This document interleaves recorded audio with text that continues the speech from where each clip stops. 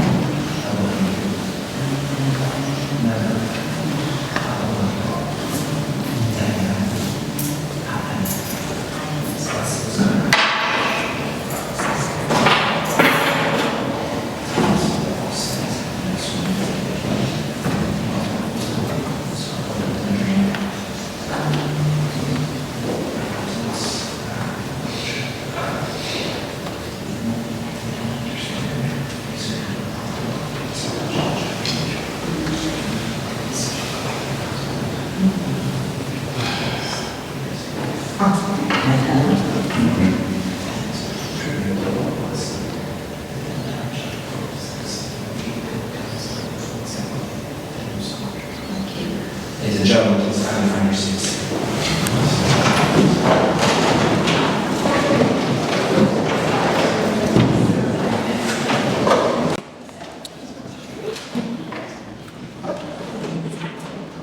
Jewish funerals always begin with the words of King David, of David HaMelech.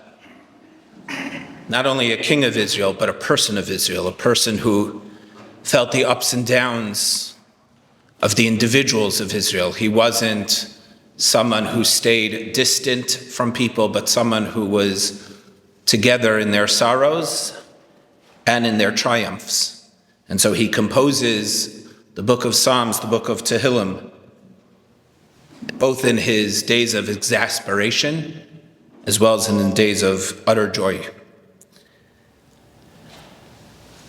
Mizmor LeDavid, Adonai roi lo echsar, benos deshe yarbitzeni, al memenuchos yinahaleni, nafshi yishovev yancheni b'maglei tzedek lema'an shemo, gam ki elech begeitz al maves, lo irara ki ata imadi, shiftecha umishantecha, heima yinachamuni, ta'aroch lefanai sholcha neged soerai, Dishanta v'Hashem en roshi, kosi rivaya, ach tov v'chesed yirdefuni, kol yemei chayai, v'shafti b'veis Adonai, liorech yamim.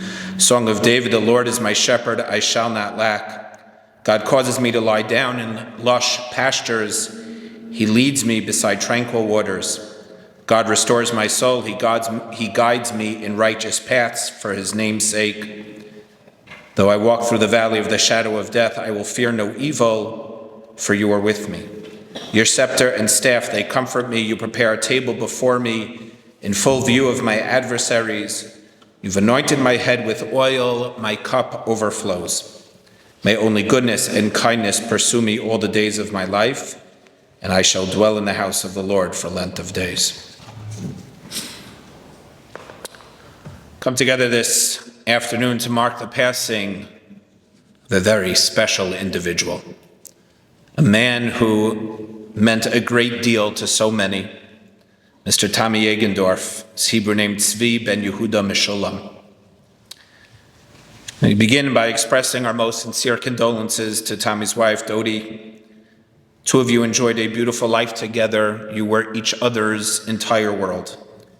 And Dodi, please note that in addition to your family, our community, and I say that as I think you've experienced that in the past couple of days with the amount of people who have reached out to you, that our community is here for you and we mourn with you as well. Dodi asked that we just make special note of how appreciative we are of so many of the family members who came and those who came from out of town to be here this afternoon. Their presence is so deeply appreciated. Tommy's niece and nephew, Greta Baum, and Dr. Jonathan Schenker, and Dodi's niece, Gina Farrar. Each Jew yearns to acquire a mitzvah for himself, not just to perform it, not just to own it, but to pursue it at every opportunity, to become synonymous with it. And for Tommy, I propose that mitzvah was the mitzvah of tzedakah, of charity. When it comes to giving tzedakah, the Jew is obligated to open his or her heart. In a loving, wholehearted manner, he or she is to bestow kindness and charity to all those in need. And this commandment goes beyond offering a modest monetary contribution simply to relieve one's conscience. Instead, the focus at all times is on the welfare and the betterment of his fellow human beings, both Jew and non-Jew alike, such that every attempt is made to uphold the dignity of the beneficiary. The Jewish preoccupation on giving charity has its roots, of course, in the illustrious example of Abraham, whose kindness was showered to one and all. Indeed, the magnanimity of the frail 100-year-old patriarch just 3 days after his circumcision, followed by his exemplary hospitality, provides this quintessential example. Tzedakah charity involves emulating God's altruistic acts of goodness, namely the bestowing of oneself and one's energies and one's assets onto others. There is profundity in the observation that more does the poor man do for the rich man than the rich man does for the poor man. It would be a mistake to think that it is just the recipient who benefits. Rather, it attunes and refines the giver himself, because with his very acts of kindness, he imitates God, the supreme giver. And one more comment about tzedakah. In rabbinic literature, giving tzedakah charity is termed planting, as in the words of the prophet Hosea, who writes, "Sow charity for yourself, and you will reap according to its kindness." The Jewish approach to life is where a person sees all of his acquisitions without exception as potential investments. Thus, life is all about investing in eternity. How do you do this? Certainly not by squandering his wealth on transient objects, but instead, his possessions are viewed as seeds that he has to sow and plant in this world. And only then will he benefit to reap the fruit of his labor and the timeless rewards in the world to come. This is what the mitzvah, the commandment of tzedakah, of charity, is all about. And this is what Tommy Jagendorf was all about.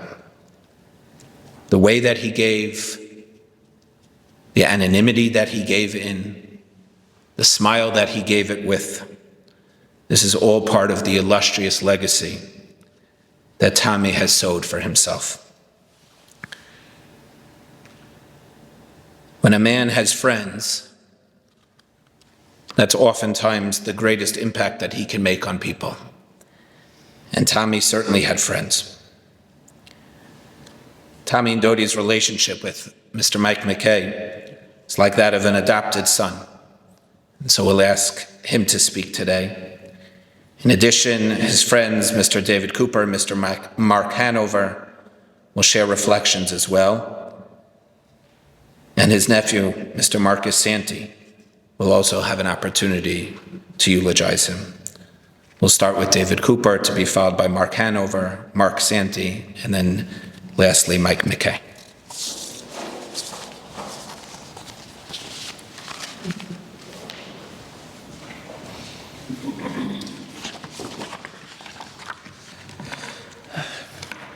I cannot recall precisely when my friendship with Tommy emerged, but I believe it was sometime around the year 2000 when my father had recently passed away. I do not remember what led Tommy beginning to come to our daily prayer services at Baron Hirsch, but once Tommy started coming, he never stopped, until the recent few years when he was simply physically unable to get there. And when I say Tommy came consistently, I mean literally every morning and every evening. And Tommy was without question the first one in shul every morning, pretty quickly taking on the role of opening the building at around 5:15 a.m. every day more than an hour ahead of our starting time of prayer. And he did this religiously. And year-round in the evenings, he came every day, whether it was winter and services were at 4:30 p.m. or summer and it was starting at 8 p.m. His daily dedication to prayer was a model of consistency and commitment that lasted for decades. Keep in mind, Tommy did not have the same background or religious upbringing as many who attended services daily. His commitment played out from his own developing spiritual growth and the journey that he navigated for himself in his late 50s. And even though he was not so familiar with all the traditions and rhythms of our many different customs and the diversities of our many holidays and each of its requirements, Tommy was determined to learn and to experience all of them.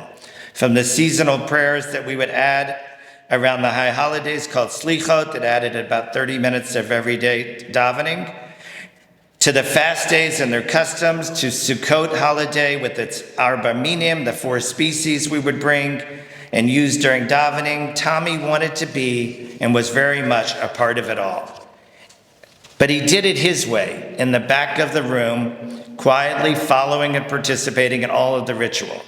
And how he loved doing so among and with his close friends, whether it was for many years in the mornings with Marvin Ballin, Louis Saphir, and Dr. Avram Slutsky, or in the evenings for so many years in tandem next to his dear friend, Dr. Jack Bisnow. Tommy and Dr. Bisnow formed a formidable fixture together at the back table every afternoon for so many years. The quiet and humble approach that Tommy brought to his attendance at shul was so consistent with the manner in which Tommy carried himself in all the ways that I knew him. I have come to know and respect many people for their modesty. However, Tommy took this to a level I have never known nor seen in anyone else. Tommy had a huge heart. He was always so generous and desiring to help those in need, but he always insisted on not being recognized nor known for what he was doing. His insistence on anonymity had no exceptions. He did so many things for our synagogue and our other Jewish institutions, and I'm sure there were countless more things he did that I had no awareness of. But he was always consistently there to offer support where needed, always insisting there be no recognition of Dodi and himself. And whether it was sponsoring the break fast every year after Yom Kippur for the entire synagogue by anonymous, or the Simchat Torah Haftorah reading by anonymous, or so many other events, Tommy and Dodi have always been consistently and reliably there for our synagogue. And sometimes Tommy would find ways to make their generosity even more meaningful, like when he would want to add that a very special friend of many decades, Dr. Mike Levinson, would anonymously receive a special honor on the Simchat Torah holiday. Tommy would remain anonymous, but honor their good friend at the same time. And Dr. Levinson, I know you know how much Tommy and Dodi love you and how much gratitude they felt and feel towards you for the incredible medical care you provided him for more than 30 years, up until and including the last few weeks of Tommy's life. Tommy often shared, and I quote, "Mike Levinson saved my life many times." And he would do the same for his dear friend Louis Saphir, anonymously sponsoring the Simchat Torah Haftorah honor for Louis. The humility with which Tommy always carried himself has always struck me as an unparalleled model that I have never seen anywhere else. Tommy modeled modesty in all that he did, both with his resources and with his time. I cherish the times I would visit with him and pick his brain about how to navigate challenging situations I faced, sometimes in communal roles, sometimes in business and or in life. And Tommy always gave me prudent and well thought out advice. Now, sometimes I would visit him at his office on Pelham Circle, and that was sometimes a little challenging for me because, full disclosure, I must concede I experienced some allergic reaction to cats. And any of you ever been there, Tommy had a lot of cats there. But what I would give to sit with Tommy again there, even among his cast of felines. He would boast about his dear and most dependable sister-in-law, Rita, and how she kept his business affairs and matters so organized and efficient, and how wonderful and important she was to them. Sometimes we would just chat about sports or the stock market or Israel and all of its successes and challenges, while other times Tommy would love to hear about my recent visits to Naples, Florida, where I travel regularly for my work. Naples was one of Tommy's favorite places in the world, and he loved going down there for extended vacations with Dodie. We often quipped, even recently, that we were going to get him on a plane and take him back down there to that paradise when he got stronger. In the last couple of years, Tommy faced a host of medical challenges, particularly so in the last several months. And although Tommy was much too often in considerable pain, true to his innate humility and selflessness, I never once heard him complain about what he was forced to confront. In fact, he would invariably switch the subject when asked about how he was doing, even during obvious moments of suffering. And in his distinct, Tommy-like disarming manner, he would quickly reverse the conversation and ask how I was doing and what was going on with my family. And he would love to make me smile when he would ask me how my son, whom I used to bring to synagogue in pajamas, was doing. Parentheses, he was about 2 or 3 then, my son, and that was 25 years ago.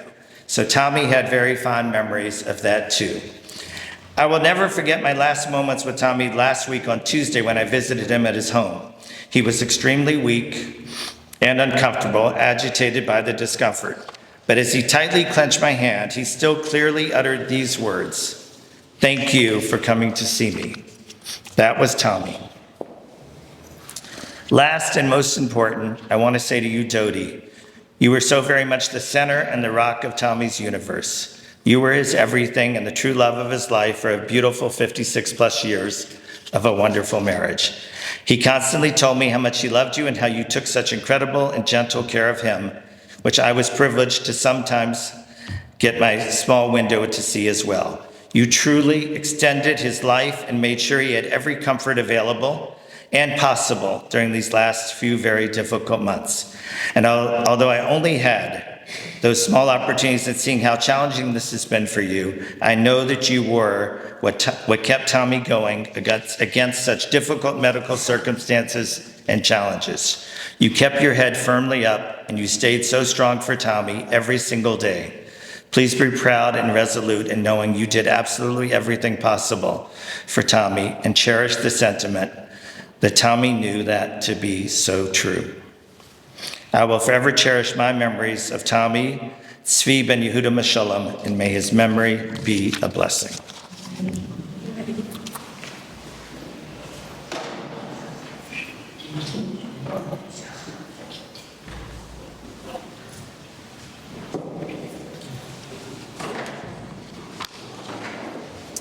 Rabbi Dodie, thank you for allowing me the opportunity to share a few words today. For those who may not know me, I'm Mark Hanover. The friendship between the Jagendorf and Hanover families spans nearly 60 years. Hans Jagendorf, Tommy's father, served as a mentor to my own father, Oliver Shalom, and their bond forged a close relationship between Tommy and my father, both as friends and business partners. Since my father's passing in 1980, Tommy has been a father figure to me, providing guidance rooted in integrity. His advice, though often very candid, was always insightful, regardless of whether it was what I wanted to hear. His genuine care for me and for those he loved was both heartfelt and unwavering. Tommy often joked that while he was an introvert, Dodie beautifully complemented his quieter nature. Dodie had the remarkable ability to walk into any gathering and instantly forge connections. She brought joy, laughter, and creativity into their lives, qualities that Tommy cherished deeply. Tommy was a man who listened first and spoke last. When he did share his thoughts, they were always worth hearing. He carried himself with humility, performing many good deeds without seeking recognition. He had a passion for discussing business, the stock market, real estate transactions, and sports. He often spoke fondly of his business conversations and friendship with Jack Bells, whom he held in high regard. Even during his extended winters in Naples, Florida, Tommy cultivated close relationships with industry titans, including Ken Chenault, former CEO of American Express, and Herb Simon, the founder of Simon Properties. Above all, Tommy exhibited unwavering loyalty to his friends, many of whom are here today, and a profound love for Dodie, his parents, his sister Ann, and his beloved sister-in-law Rita, as well as the extended family. He was deeply committed to his faith and took great pride in his connection to Baron Hirsch congregation. For many years, he was the first to arrive at Baron Hirsch, as David mentioned, for the morning service, the morning davening, proudly referring to himself as the anchor tenant of the 6:30 a.m. services. Tommy left an indelible mark on his family and friends. His legacy will be felt and remembered for years to come. For anyone who knew Tommy gained far more from him than we could have ever given back. Every phone call or visit from Tommy began with his affectionate greeting, "Hey, Bucker." Bucker is a term defined as young man. "Hey, Bucker," followed by inquiries about my well-being. Now it is my turn to return the favor and lovingly say, "Hey, Bucker, we will all miss you." Rest in peace.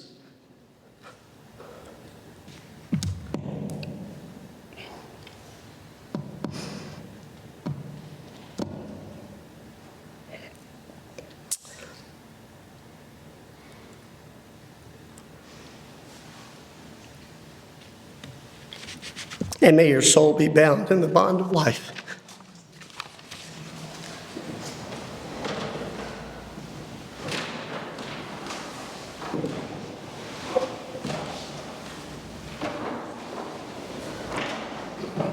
Thank you. I'm Marcus Santee. I'm his nephew. And with Uncle Tommy, look, he was an avid reader. And I often wonder, if I was reading a book, The Life and Times of Tommy Jagendorf, how would it go? And I know that we would hear things that he was very smart and very accomplished. But one of the things that I think would surprise us is it's laced with humor throughout. He loved humor. And as the chapters roll on, the most interesting chapter for me would be the 1969 chapter. The year 1969, rebellion was in the air. And Tommy, he met this blonde-headed Italian woman. And he saw something that he hadn't seen. Maybe. He saw love. And he goes home in Tommy fashion and says, "Dad, I'm going to marry the love of my life. It's a blonde Italian woman." And he looks at his son, "Oy vey, Mashugana." And he basically said the Italian equivalent of "bless your heart." And so he had the chutzpah to marry this woman. And for 56 years, he found something that is very rare in life. And as I get to the end of the chapter, or the end of the book, and I read the last word, one of the things that I've learned as I've been able to give a couple of eulogies, you never judge a book in the middle of it. You wait till you read the last word of the last chapter. And I've read before that you could have all the treasures of this world, but if you have not love, then you have nothing. And I never would have thought, as I read through this book, that the legacy that my uncle would have left me was now these three remain: faith, hope, and love, the greatest of which is love. He hung on to the love of his life for 56 years, and he never let go. And I admire him for that. I really do. And even the last words that he was able to hear, And I had taken him to the pain doctor. All right, I drove him around, taking him to his doctor's appointments, and I knew that he was in a lot of pain. But he didn't want to let go. He didn't want to let go because he didn't want to let go of the love of his life. And I don't blame him, And he was in just so much pain. But the last words that he was able to hear is, "Tommy, it's okay. I'm going to be all right." And he needed to know that his love would be okay. And he was able to let go. And that was the last thing that Uncle Tommy heard. And he let go. And now he's in a place where his body hurts no more. So, Uncle Tommy, I never would have guessed that this is the legacy that you left me. But for that, I thank you so very much. Thank you.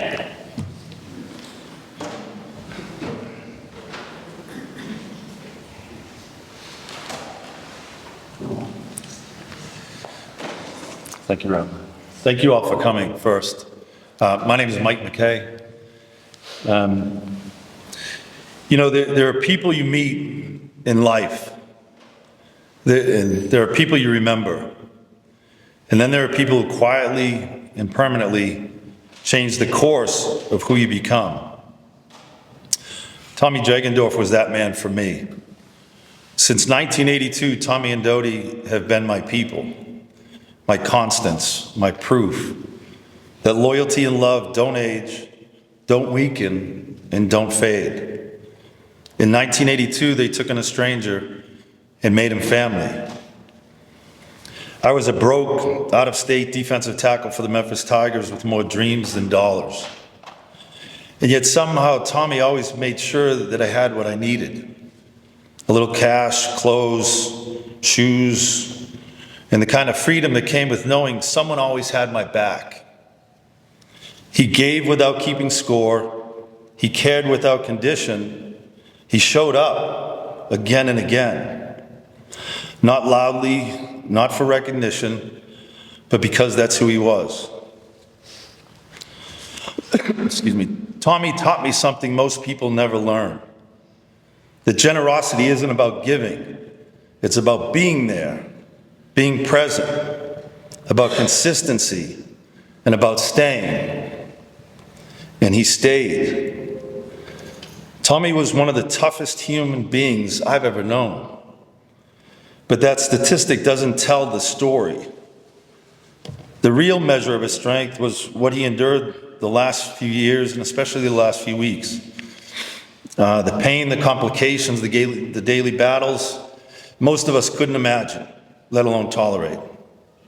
And yet he fought, not because he was afraid to go, but because he loved so fiercely. He stayed for Dodie. His pain tolerance wasn't just physical toughness, it was devotion. It was love with grit. It was a man saying, I'm still here, and I'm not done loving you.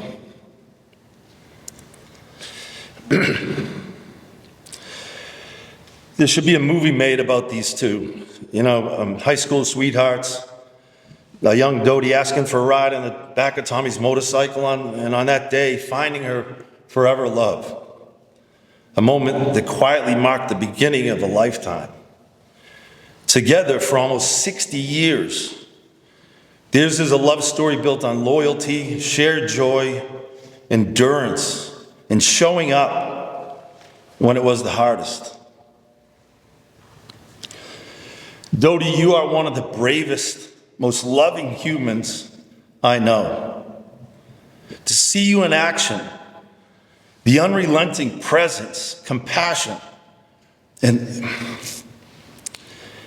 the courage you showed, especially in the moments when fear alone would have stopped most people, is extraordinary. Tommy knew he was loved, deeply, completely, without question. Tommy was a husband, a son, a brother, a friend, and from what I'm hearing today, a quiet force in the world, in this world. For me, he was a second father. He gave me more than I could ever repay. He believed in me before I believed in myself. He gave me confidence that didn't depend on applause. He gave me a foundation, a compass, and helped shape the direction of my life. I tried to pay him back with time. Long dinners together with Dodie, shared moments, small gestures, me showing up and pretending it was even. It wasn't. It never will be. And I wouldn't have it any other way. Because it was never about paying him back. It was making sure he knew that I never forgot who made me family. Tommy was proof that love isn't soft, it's unbreakable. That loyalty is louder than words. And the right people don't just change your life, they become it. Tommy, thank you for choosing me. Thank you for staying. Thank you for showing us what real love looks like. You fought hard, but you loved even harder. And you will be with us always.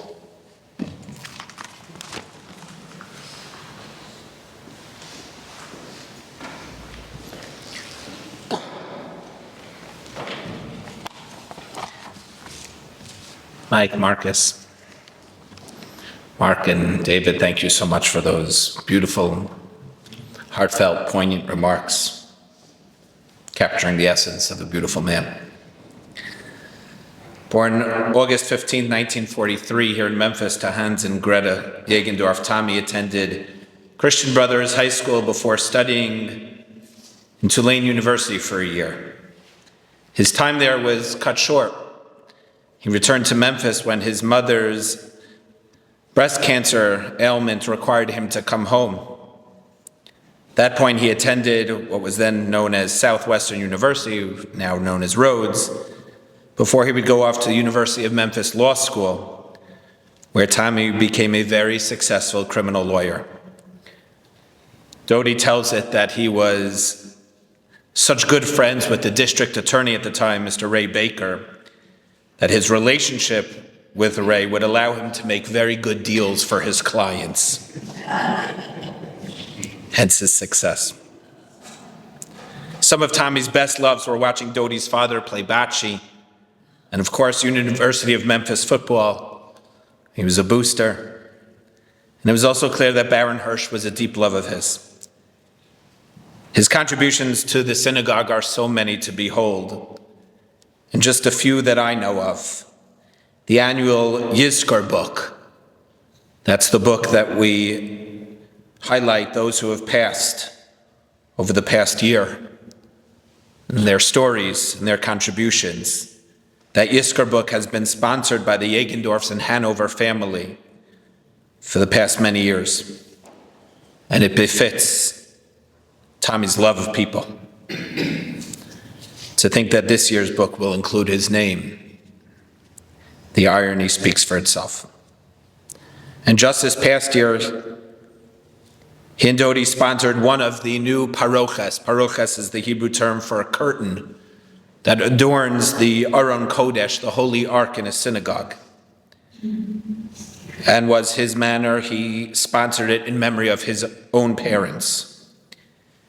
This is a major part of Tommy's legacy. Using charity,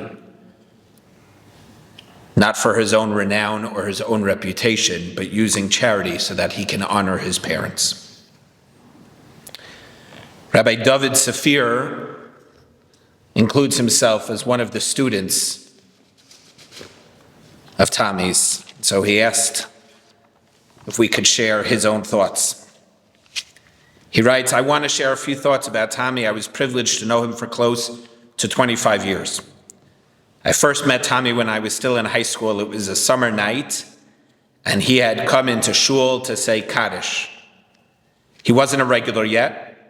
I was looking for some summer work, and it was actually my father who asked Tommy if he could help me out.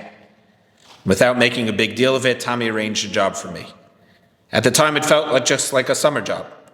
But looking back, it already said a lot about who he was. He noticed a need and quietly stepped in, not just as a kind person, but as someone trying to live in alignment with the will of the Almighty. That summer was just before Tommy started coming to synagogue more regularly. Nothing dramatic happened that summer, but in hindsight, it feels like the beginning of something important. Something shifted inside him. He experienced an awakening to what it means to live as a Jew in connection with the divine, something that touched his neshama, his soul. Tommy gave a lot to tzedakah after he started coming to shul more consistently. Anonymous donations to the community increased significantly.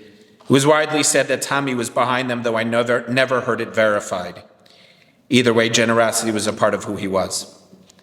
At the same time, he didn't fully bring that awakening into every aspect of his life. He never fully completed the path it had begun.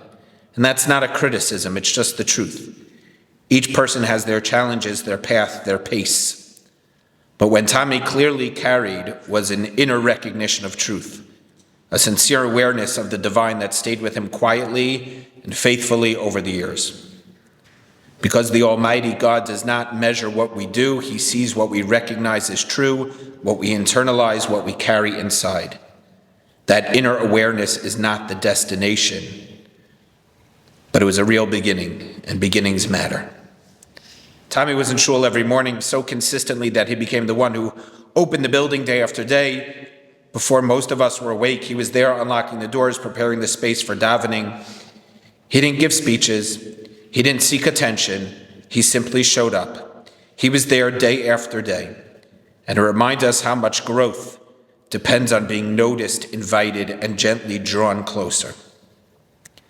After he began coming more regularly to shul, he traveled to Israel, a step that reflected the same quiet pull, a desire to grow closer to God and connect with the spiritual heart of the Jewish people. You could see in it his humility, in his generosity, in the way he gave and acted without needing recognition. His Judaism expressed itself quietly, consistently, and sincerely.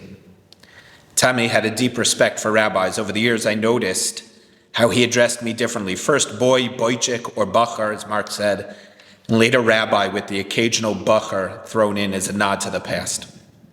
That respect reflected the seriousness with which he approached Jewish life. Tommy wasn't just a good person, he was a Jew growing in his relationship with the divine. For this we mourn. We mourn the loss of someone who is genuinely moved by his understanding of what a Jew can become, and we mourn that there was still some more to unfold in the journey that he had begun. May that inner awakening stand for Tommy as a merit. May his quiet goodness, his generosity, his humility, his faithfulness be remembered. And may his soul be bound in the bond of life. May his memory be for a blessing. Ladies and gentlemen, I'll just conclude with my own sentiment, my own reflection on hearing about Tommy. Sometimes holiness escapes our grasp. Sometimes it's very difficult to recognize the goodness that we see in a person and how to label it. And maybe it's better that we not try to label it. But what you heard today was true Kedusha, was holiness. If our rabbis are correct, they say that our children are really our deeds. And for Dodi and Tommy, your deeds shine like every star. May you hold on to them. May you be granted comfort in them. And may this life of Tommy's always be remembered for the blessing that it was, and that it certainly will continue to be for you and your family for many years to come. Shiva will be observed. Dodi's home, 7301 Hidden Oaks Cove in Germantown. And Shiva visits can be made on Sunday from 2 p.m. to 4:30 p.m. We call upon Cantor Kampf to recite a prayer to conclude our service. We'll ask everyone to please rise.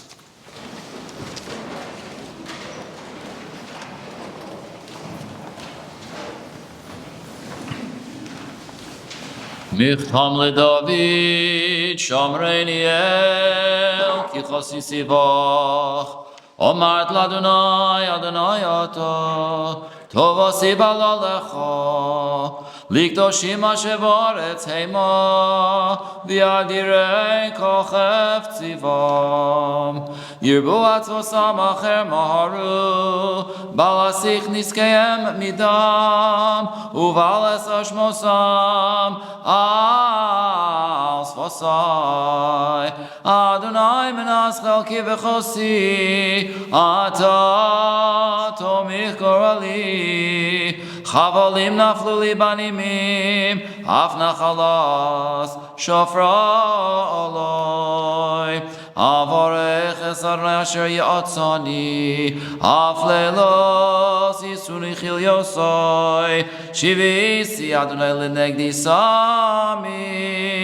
כי מימיני בא למות. לא כן שמח ליבי, ויגל כבודי, אף בשרי ישכון לבטח. כי לא תעזוב נפשי לשאול, לא תיתן חסידך לראות שחס. תודיעני אורח חיים, סוף השמחת אספונך, נמאס בימינך נצח. A mechtam by David. Protect me, O God, for I have sought refuge in you. You have said unto the Lord, you are my master, I have no claim to your benefit. For the sake of the holy ones who are interred in the earth and for the mighty, all my desires are fulfilled because of them. The Lord is my allotted portion and my share. You guide my destiny. Portions have fallen to me in pleasant places. Even the inheritance is beautiful to me. I will bless the Lord who has advised me. Also in the nights my own intellect instructs me. I have set the Lord before me always, because he is at my right hand. I shall not falter. For the following reason does my heart rejoice, and my soul is elated.